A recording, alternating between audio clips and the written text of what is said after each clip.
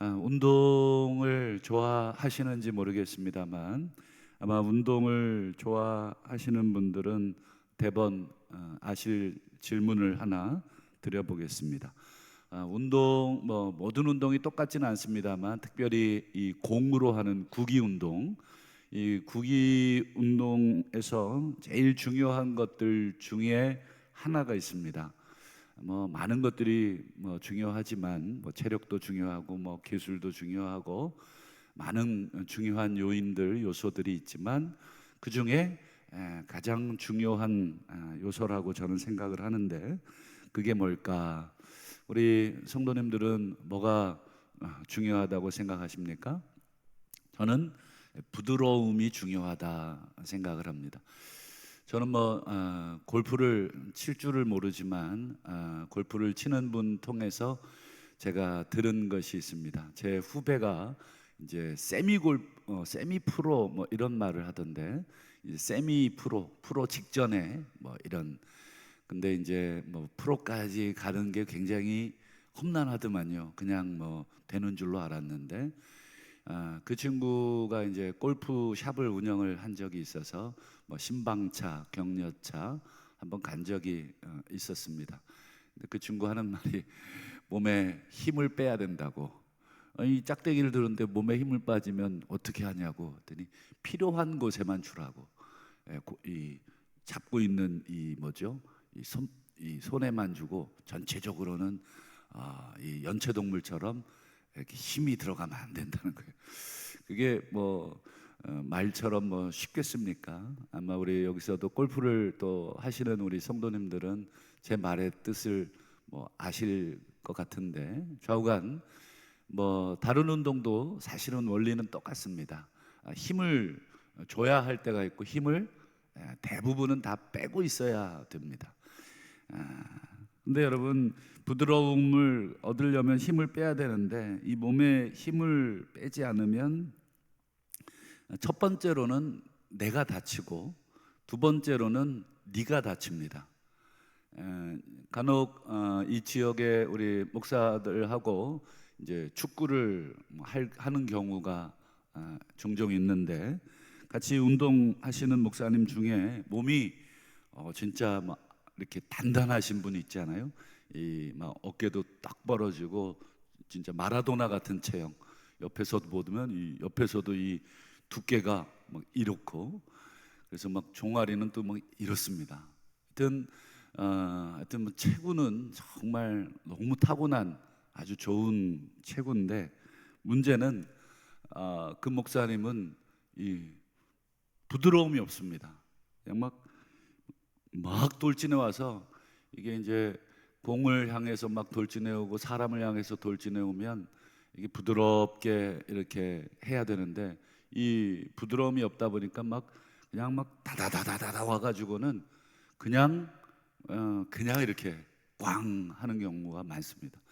그래서 그 목사님이 운동하러 오면 다른 분들이 다 긴장을 해요.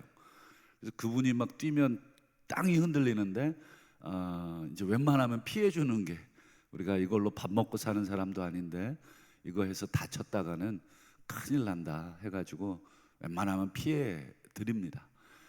그렇다고 그분이 공을 갖는다고 부드럽게 또 이렇게 하는 것도 아니고 또 금세 뺏깁니다. 몸에 이제 부드러움이 없다 보니까 몸에 힘이 너무 많이 들어가 있어요. 그래서 이제 아주 또 성실하세요. 열심히는 하시는데 이 몸에 힘은 잔뜩 들어가 있고, 그러다 보니 부드러움도 없고, 그분이 다치거나 남이 다치거나, 근데 그분은 이제 몸이 좋으니까 본인은 잘 안 다쳐요. 전부 다 이제 남이 다치고 그렇습니다. 오늘 본문에 보면 어떤 농부가 씨를 뿌리는데 똑같은 씨를 뿌리는 것입니다. 이쪽 땅에는 요 씨를 뿌리고 이쪽 땅에는 저 씨를 뿌리고, 다른 종류의 씨나 조금 품질이 다른 씨를 이렇게 뿌리는 게 아니라 똑같은 씨를 네 군데의 밭에 뿌립니다. 물론 의도해서 뿌린 것은 아닙니다. 의도해서 뿌린 것은 아니고 유대식 농사를 이제 이해하시면 오늘 비유가 쉬운데, 유대식 농사는 그냥 바구니를 끼고 씨를 한 묶음 이렇게 잡아서 휘휘 던지는 방식으로 이 씨를 뿌립니다. 우리는 이 고랑과 이랑을 만들어서 거기에다가 이렇게 촥 하고, 또 모내기 할 때 보면 딱 오와 열을 맞추어서 기계로 탁 하고 심잖아요. 근데 유대식 농사는 그렇지 않습니다. 그냥 막 흩어 뿌리게 됩니다. 그러다 보면 똑같은 씨라도 각각 그 씨들이 여러 땅에 여러 곳에 떨어지게 됩니다.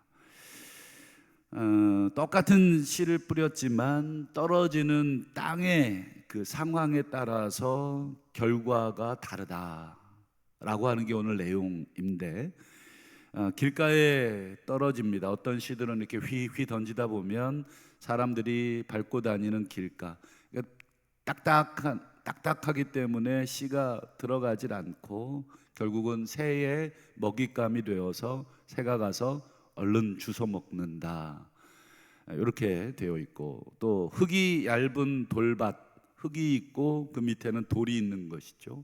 그러니까 거기에는 들어가는데, 문제는 흙이 얇아서 싹이 금세 나오지만 아래로 뿌리가 내려가려고 하니까 이 돌덩어리가 막고 있어서 더 이상 뿌리를 내릴 수 없어서 이 잠깐 뜨거움이 닥치면 견디지 못하고 곧바로 사라지는 땅. 그리고 세 번째 땅은 가시떨기, 뭐 흙도 깊고 좋은데, 그래서 뿌리도 잘 내렸는데 이번에는 위로 올라가려고 하면 가시가 그 기운을 누르고 있어서 더 이상 아래로는 뿌리를 열심히 내린 것 같은데 위로 결실을 할 수 없는 그런 땅. 그리고 마지막은 이제 잘 아시는 것처럼 좋은 땅. 그래서 뿌리도 잘 내리고 또 위로도 잘 올라가서 주인이, 농부가 원하는 그 열매를 잘 맺는 땅.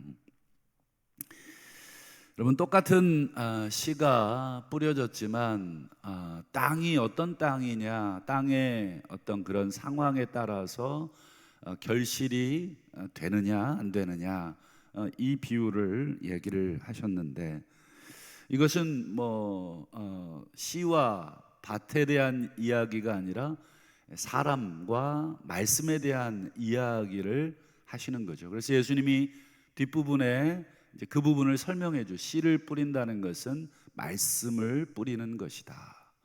그리고 밭이라고 하는 것은 사람의 마음을 의미한다. 예수님이 분명하게 그 비유의 이 단어 설명을 해 주시죠.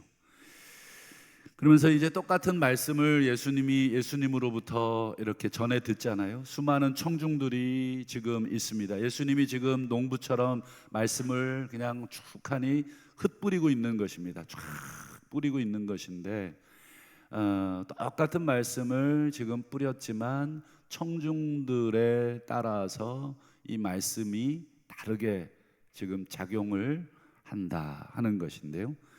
결국 좋은 땅을 제외하고 뭐 길가라든지 흙이 얇은 돌밭이라든지 아니면 가시떨기 땅이라든지 이런 땅들은 결국은 최종적 결실을 못하는데, 왜 못하느냐, 이걸 사람으로 빗대어서 말을 해보면 우리 마태복음 13장 15절에 예수님이 답을 이렇게 말씀해 주시죠. 마음이 완악하여져서 그 귀는 듣기에 둔하고 눈은 감았다. 결국 안 들리는 것, 결국 안 보이는 것은 무슨 작용이라는 것입니까? 마음의 작용이라는 것입니다. 마음이 완악하다, 완악이라는 것은 딱딱하다. 아까 서두에 제가 운동할 때 제일 중요한 건 부드러움이 참 중요하다. 그래야 나도 안 다치고 상대방도 안 다친다. 그래서 우리 세계적으로 아주 유명한 운동선수들을 보면 공통적으로 다 부드러워요. 그들은 공을 가지고 움직이는 그 움직임 등등, 그래서 다치지 않게 공을 잘 다루는 부드러움이 있듯이 이 마음이 부드럽다는 거예요. 마음이 참 좋다 하는 것이죠. 어떤 상황들을 받아들일 때, 이 말씀을 받아들일 때, 이 마음이 참 좋다. 어제 새벽에도 말씀드렸습니다만 아브라함은 바랄 수 없는 중에 바랬다. 그러니까 그 아브라함의 마음이 어떻습니까? 굉장히 좋은 것이죠. 바랄 수 없는 중에 자기의 몸과 부인 사라의 몸이 죽은 것 같음을 알고도 지금 상황이 척박한데도 아브라함의 마음은 너무 좋은 마음이어서 하나님의 그 약속의 말씀이 정말 결실이 될까 싶은 상황에 던져졌지만 아브라함은 자신의 그 믿음의 마음, 좋은 마음으로 하나님의 약속을 결국은 어떻게 합니까? 성취해내고 결국 결실해내는 그러한 결과. 아마 똑같은 상황에서 아마 다른 사람에게 하나님께서 그런 말씀을 주셨다면 똑같은 결과가 나왔을까? 좀 그렇진 않겠죠. 사람의 마음에 따라서 다른 결과가 나왔을 겁니다. 여러분, 마음이 이 굳어지면, 완악해지면 어떤 결과가 나오나요? 우리 마태복음 13장 13절 그 위에 걸 보실까요? 보아도 보지 못하고 들어도 듣지 못하고 그리고 깨닫지 못하게 된다. 마음의 이 딱딱함과 그리고 이 깨닫지 못하고 보지 못하고 듣지 못하는 것은 서로 연관이 되어 있는 것입니다. 이것을 선순환적으로 연관할 것이냐 아니면 악순환적으로 연관할 것이냐, 이게 참 중요한데, 성경에 보면 여러분 구약의 애굽의 왕 바로가 어땠습니까? 바로가 모세의 요구 앞에 바로의 마음이 계속 거절을 하죠. 안 듣습니다. 안 들어요. 그러니까 안 들으면서 사람들이, 여러분 우리도 그렇습니다. 우리도 말을 한번 해보십시오. 계속 싫어, 안 돼, 이런 말을 계속 해보시면 우리의 마음이 그런 쪽으로 작용하게 됩니다. 그런데 거꾸로 그래 한번 해볼까? 그래 한번 시작해볼까? 아니면 한번 들어볼까? 이렇게 되면 어떻습니까? 우리의 마음도 거기에 따라 바뀝니다. 제가 그게 사실인지 아닌지 제가 뭐 의사가 아니라서 모르는데 의학적인 그 채널에 보면 이런 말을 하더라고요. 밥을 많이 먹습니다. 그러면 위가 아주 꽉 차잖아요. 위가 꽉 차는데 더 이상 먹을 게 들어갈 게 없을 정도로 꽉 차는데 우리의 생각이 이제 디저트를 먹어볼까? 그러면 위가 공간을 만든답니다. 주인이 지금 디저트를 먹을 생각을 하고 있고 그러면 내가 준비를 해줘야지 하고 위가 늘어난답니다. 저는 뭐 본 적도 없고 뭐 선생님들이 그래요. 그게 사실이라면 생각에 의해서 몸이 작용을 하는구나.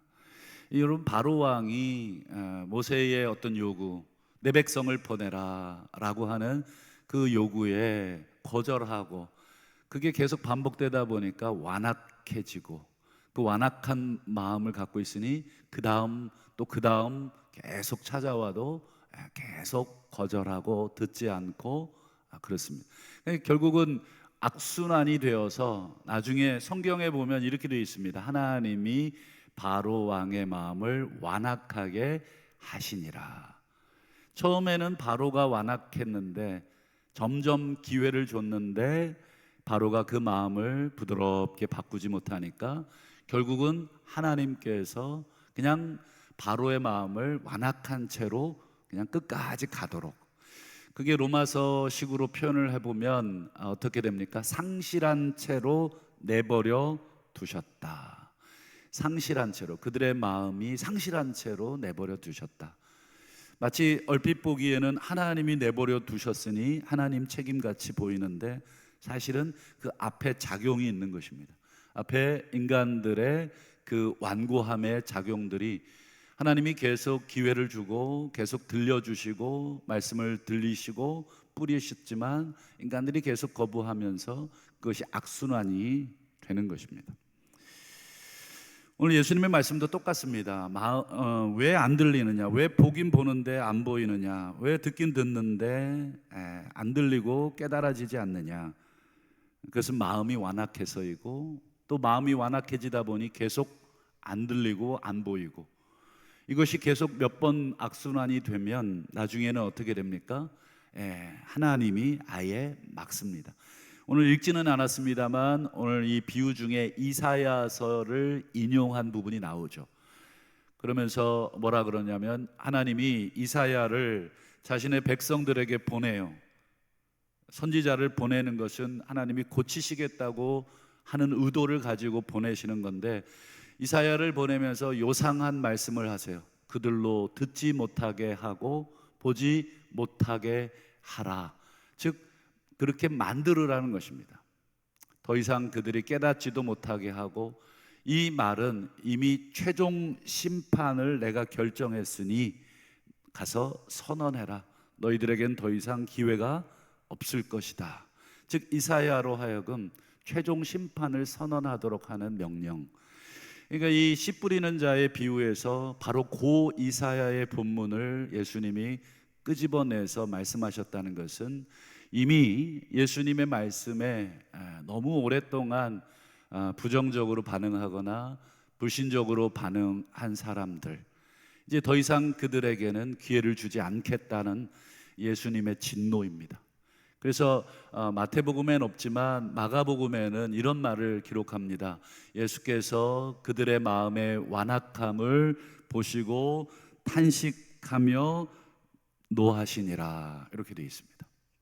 마치 하나님이 이스라엘 백성들, 자기 백성들의 그 완고함을 보시고 탄식하며 노하시며 이사야를 보내서 너희들에겐 더 이상 기회를 주지 않겠다라고 하는 실로 엄청난 이 선언을 선포하게 하신 것처럼, 지금 예수님께서는 그 가르침을 지속적으로 거부하고 듣지 않고 깨닫지 않으려고 하는 백성들을 향해서 이사야 말씀을 인용하면서 분노하시고 탄식하시면서 이 씨 뿌리는 자의 비유를 하시는 것입니다.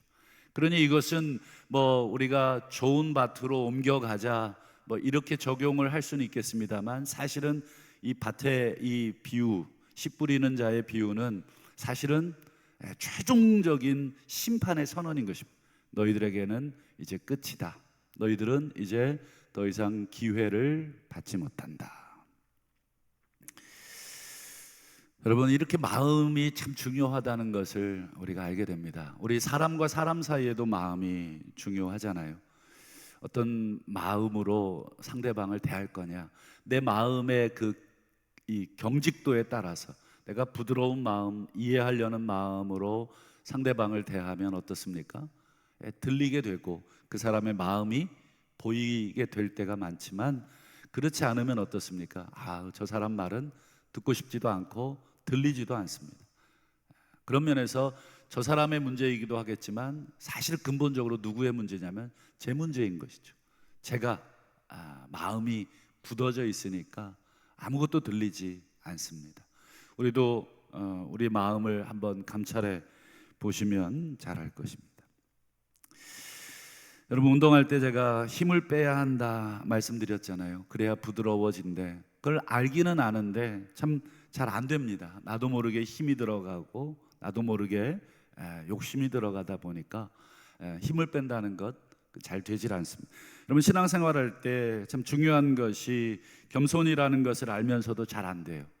그래서 순간순간 마음이 내가 막 완고해지고, 마음이 막 때로는 부정적이 되고, 때로는 하나님 앞에 적당하지 못한 마음들을 막 품을 때가 많습니다. 그래서 우리 매일 운동을 통해서 몸에 힘을 빼는 것, 시행착오를 겪으면서 몸에 힘을 빼는 것을 배우듯이, 여러분, 우리의 신앙에서도 우리 겸손을 배울 수 있는 것은 날마다 어떻습니까? 겸손의 본을 보여주신 그 예수님을 우리가 온전히 묵상할 때에야 가능합니다. 제가 여러분 운동 좋아하시는 분들은 아마 그 프로그램들을 많이 보실 거예요. 축구를 좋아하시는 분들은 축구, 야구 좋아하시는 분은 야구, 또 뭐 여러 가지 운동 왜 보십니까? 고수들의 그 몸동작과 부드러움을 간접적으로 교육을 통해서 나중에 현장에 내가 들어갈 때 그 고수들처럼 몸놀림을 부드럽게 하기 위해서 이 간접적으로 교육을 받는 것인 것처럼, 여러분 우리가 예수님을 왜 자꾸 봐야 됩니까? 왜 십자가를 자꾸 묵상을 해야 됩니까? 그렇죠. 예수님이야말로 우리에게 보여주신 가장 겸손한, 마음이 온유한, 나는 마음이 온유하고 겸손하니 너희는 내게 와서 배우라. 결국 예수님을 보면 볼수록 우리가 저것이 정답이구나 하는 것을 우리가 깨닫기 때문에 그렇습니다. 여러분 마음에 힘이 자꾸 들어가거든 여러분 십자가 앞으로 우리의 그 마음을 가지고 내려놓으셔야 됩니다. 그는 근본 하나님이시지만 그렇기 때문에 또 그럼에도 불구하고 자기를 비워서 종으로 낮아지셨다. 그것이 계속된 성경의 가르치심이고 이제 곧 십자가를 지시는 것도 사실은 그렇습니다. 어제 새벽에 우리가 부흥회를 앞두고 교회를 세우기 위해서 우리가 신령한 복을 구하자, 그것이 풍성하도록 하나님은 우리 성도들에게 신령한 복을 주시기를 원하신다. 그래서 이 교회가 잘 세워질 수 있기를 원하고 한 사람 한 사람들을 통해서 하나님은 주신 은혜를, 주신 은사를 통해서 잘 세워가기를 원한다. 그래서 그걸 기도하자 그랬다면 오늘 이제 마지막으로 오늘 이 새벽에 우리가 기도하고 싶은 마지막 기도 제목은 우리 골로새서 3장 16절 17절 말씀인데요, 그리스도의 말씀이 우리 안에 풍성히 거할 수 있기를 기도했으면 좋겠습니다. 여러분 말씀이 풍성히 거해야 뒤에 보시면 우리가 피차 가르칠 수 있고 피차 부드럽게 권면할 수 있고 뒤에 보시면 찬양할 수 있고 마지막 17절 끝에 보면 감사할 수 있고, 우리의 삶에 감사나 찬양보다는 원망과 또 서운함과 또 이런 것들이 가득하다면 내 안에 말씀이 아직 뿌리 내리지 못하는 그런 마음이구나. 내 마음이 가시밭과 같고 내 마음에 돌덩어리가 지금 앉아 있구나. 그렇기 때문에 그렇구나. 그런 면에서 우리가 이 말씀이 풍성히 거할 수 있게 하옵소서. 근본 부흥성회가 바로 내게 주시는 그 말씀을 내가 받아먹게 하옵소서. 여러분 말씀 받을 때 그런 분들 있잖아요. 이 말씀 김권사가 들어야 되는데 꼭 그 인간은 예배를 안 와. 이런 분들이 계셔요. 여러분 다른 사람에게 뭐 들려줄 여러분 그럴 지금 저기가 아닙니다. 내가 들으시면 됩니다. 하나님은 나에게 작용하시길 원하시고 하나님은 나와 일하시기를 원하시는 것입니다. 그런 면에서 오늘 부흥성회를 통해서 하나님이 우리에게 어떤 말씀을 주시든지 하나님 말씀이 내 안에 풍성하게 거하게 하옵소서.